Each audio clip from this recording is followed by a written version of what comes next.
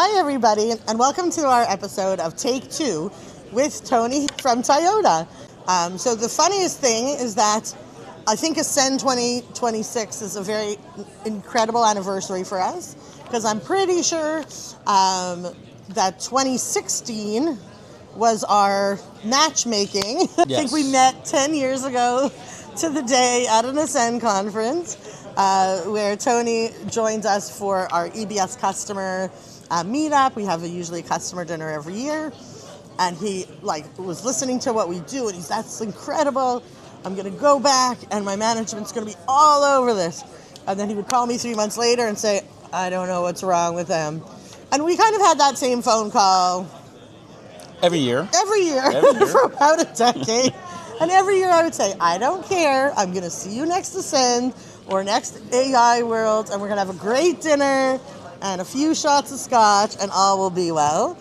And then all of a sudden, this AI World, literally less than a year ago, right, in October, he's like, I think we might be ready.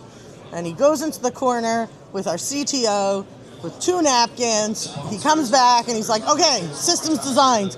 We're ready to go. POC is starting, and we're going to do the pilot in January. And I was like, what are these people on about? 10 years? And they want to have a prototype in 2 months. And then he's like, well, you said your solution takes about 2 months for a POC. And it is literally a credit to Tony and his incredible team. January, the senior vice president calls me up and says, it's noon, we finished the count that was using Oracle solution, and other plans are just barely scratching the surface, and I should have listened to Tony 10 years ago.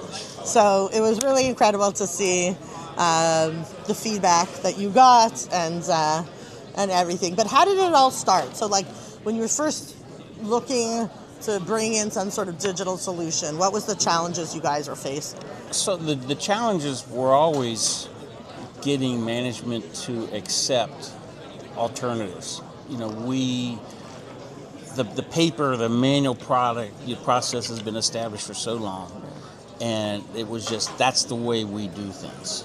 So getting them to consider options was so difficult, but now with the whole push to AI and all the things that it's opening eyes to allow them to consider, okay, maybe we do want to look at something, right? So, we needed to look at something that I referenced and called it a low-hanging fruit and a quick win. And literally, the physical inventory is a quick win for us. Yeah. Physical inventories are quite time-consuming and expensive. It was all paper. We tried other things with using computers on the floor to do things. Still issues. Still takes forever to do. So with this application, and the POC, by the way, was the team. My team kept pushing more and more things on me as team to get included in it, and fortunately, you guys did. So it went well beyond a POC for that first time we used it. They're using their POC in production, I think, as we speak. Pretty much so. And it was just the quick turnaround, the reception, the training was so little training. Did you have any training? I remember we had in the calendar training session 1, 2, 3. After the first, I don't even know how that, you're like, no, we don't need the training sessions. I think they canceled it was them. So user friendly, so easy for people to pick up on the intuitiveness, like you said, that they just followed it, and it was so geared around our old process with counters and auditors and block managers, that it just went screen by screen by screen. And you can take this off. Yeah, right there. I see that it's.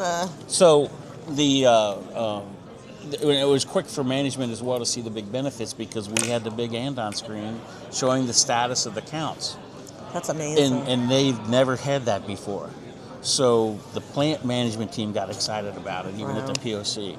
And then when they released the counters hours before they've ever released the counters before, they were all happy. They had a weekend back. Wow. So I'm telling you, fun fact, someone called me at about 12:30. He's like, I'm on my way home. Guess where I am, Mia? I was like, what? He's like, I have never been home before dinner ever in my 30-year history of counting. And it was so funny, because when you think of me and you sit and we talk about like ROI and benefits and these slides. Like this guy literally didn't have a weekend, right? 3 to 4 times a year doing these counts, and the guy like calls, so it's incredible to see these types of projects that like really affect people's lives so much. And it was incredible to see that you guys were so able to calculate directly the ROI, which was like I think what really helped your management buy-in. Yeah, and even some aspects we didn't include in the ROI. I mean, in the past, the plants we got plants want to run 24/7. Right. When you're doing a physical inventory, you've got to stop operations. And when you're taking and stopping operations for 12 hours, it's a big impact. Reducing it down to 5 or 6 hours, that's a big benefit. And we didn't even include that in the ROI calculations because I didn't know how to do it. We have to go back. I don't think we need to now because I think we've got... Or a player gave you 150% ROI. Yeah, we've got great returns on it. And people have told me it's the best cost savings thing that IT has delivered. Wow. For the users. And not just from the money, like you hit on it with the employee satisfaction. Right. That's a huge thing. Right now people work and they're scheduled to work 2 Saturdays or a month. I'm sorry. Wow. And then one of these other Saturdays that month is a physical inventory count. So they're working 3 Saturdays, and now they only have to work 2 plus maybe 3 or 4 hours, right? So ultimately, my goal is to try to get it down to where we can do counts in between shifts. Wow. Right. That's my goal. I've shared it with the business. We'll see if we can get there. That would be incredible. But if we can get down to where we can do counts in between shifts, we're in good shape. Right. Another thing that some of our customers have been mentioning is that the more accurate your counts become, the faster the count's going to be, because part of the ORPlayer solution is that it loads the last count numbers with all the inventory variants. So you could essentially, if you do the counts properly and you have, clean up the data after about, 5-6 counts, they should be able to do it like really just scan. Is it the same as last time?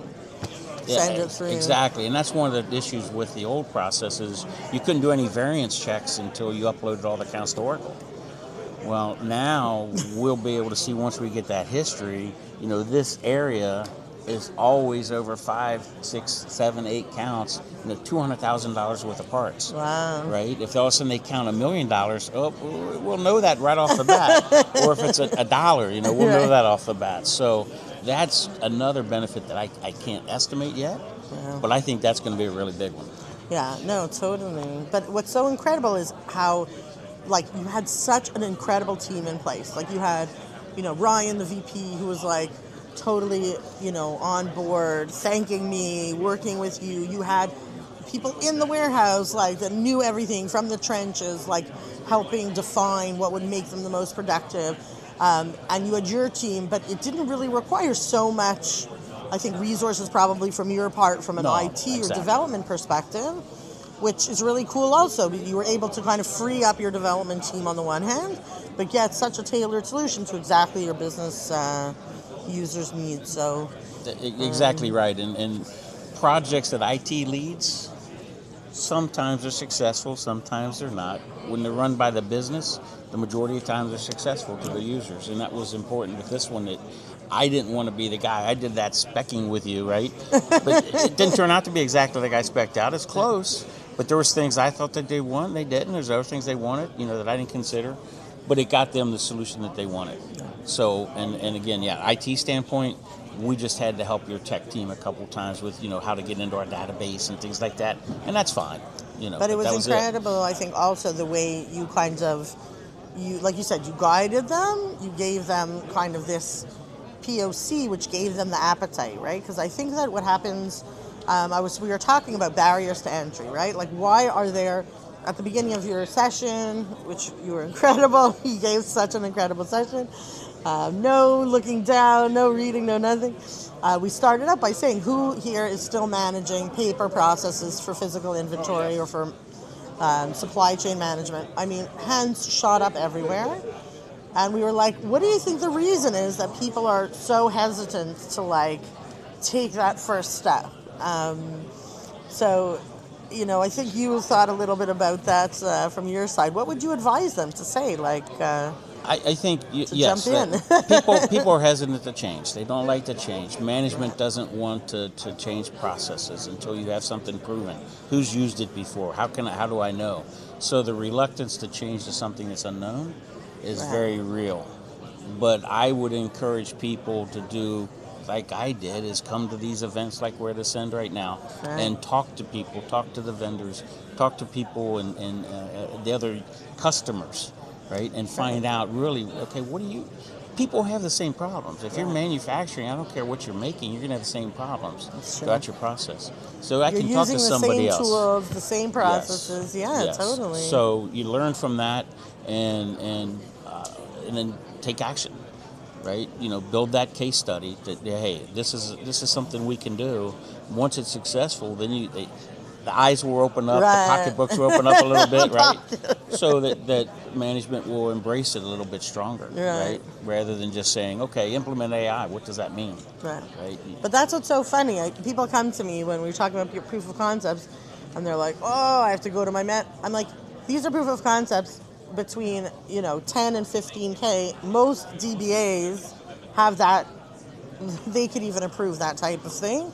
And once you get that in the hands of the end users to play around, for them to understand, the sky's the limit, right? But the whole key is to really try to just take that first step without needing to boil the ocean or make a whole big deal. And there's so many use cases that you could learn from. I mean, what you guys are doing is incredible, also with regard to kind of starting with that first plant with, just a portion, and then scaling up to other plants. And now you guys have done, you're 5 in production and doing 4 more this summer. And scale and grow as you go, right? Add apps as you go along. And there's still some things that I've got on my personal list of maybe make enhancements down the road, right? But what you guys have been great to work with, and we'll continue to do that. But what I've told the business is, don't call them every month to make changes. Let's build them together, and then we'll come up. So hopefully they're not bothering you guys too much. My team, when they like customers, it goes like wildfire. My cameraman, who's also the chief architect, is laughing. Because literally... Let me take this one. Yes. What happens when when customers ask you for features that are not part of the scope? So we are looking for things to build, right? That's what we do, right? And we come up with things that we think maybe somebody would like that, maybe somebody would like that. But somebody comes to us and say, you know what would be great to have this and that. We say, perfect, that's what we're looking for. Correct. But he doesn't realize that I pay people to do projects. And hours are billable. And when he goes, oh, Tony seems really smart. They have an amazing good ideas. And then in Shushu, they're behind the scenes doing all these features, pushing them to Tony. Then everybody likes the features. Everybody loves the features, and my team are heroes. Absolutely. And then I'll take a loan. But no, like we said, we really view our customers as partners in the development process, creating best practices, creating templates. And like you said, everybody has very similar business problems. So most of the time, I let my team, if it's things generic, go right ahead. And the other times, they do behind my back because they love the customers. So have you had a good event this year? What's been your cool takeaway or this has been a good year. Obviously, it's very, very hectic. You're just constantly on the move. Right. But the big thing to me this year, again, and I started last year, but the big thing this year was EBS is still EBS and is going to be around and be still enhancements, still even changes. More so. And it's been so refreshing to hear. I don't have to go full Fusion Cloud right now. They're investing in making enhancements to EBS that I can utilize for the next 10 years. So that, to me, is probably the biggest takeaway that I have, again, from this year. Right. And the smartest organizations, in my opinion, are going to be the ones that say, you know what? I'm going to stay in EBS for 5 years, but I'm going to modernize it. I'm going to use, Oraplayer to do mobility.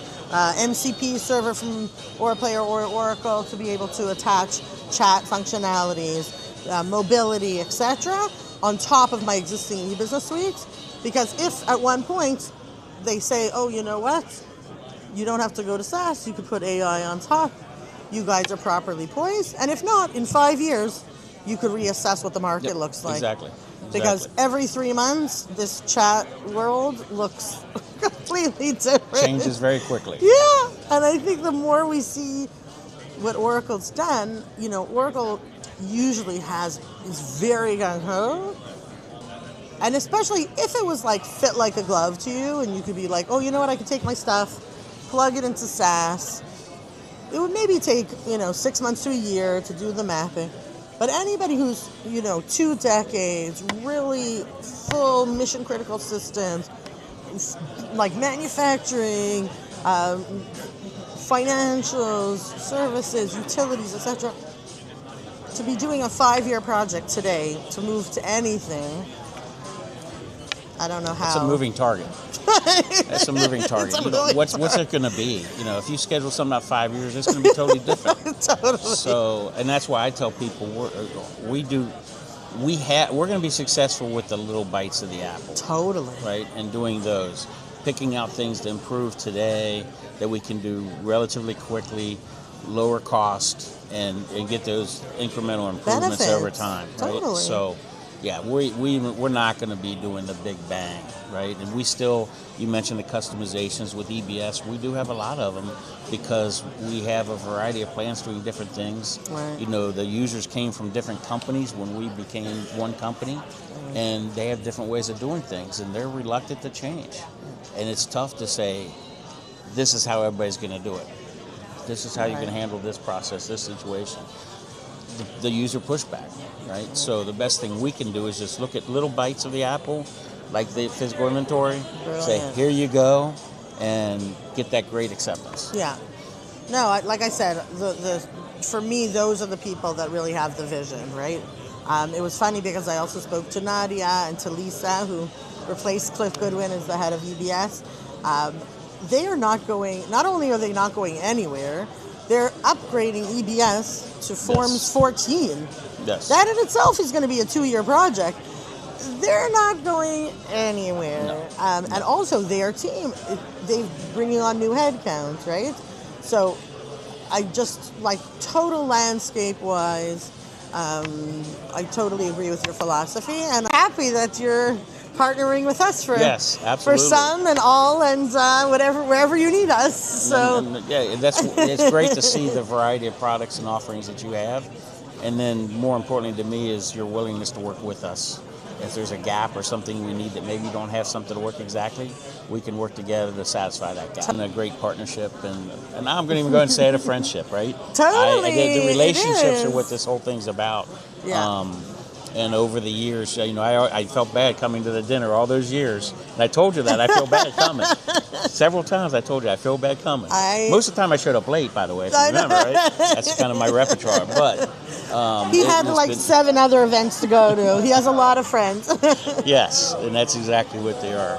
Yeah, but literally, I think, like you said, it's been incredible to watch our teams meld, and the proof is in the final product, which has been absolutely incredible, and we can't wait to do more innovations with you. So thank you all for joining us. Thank you, Tony, once again. You're quite welcome. And see you next time on Take 2.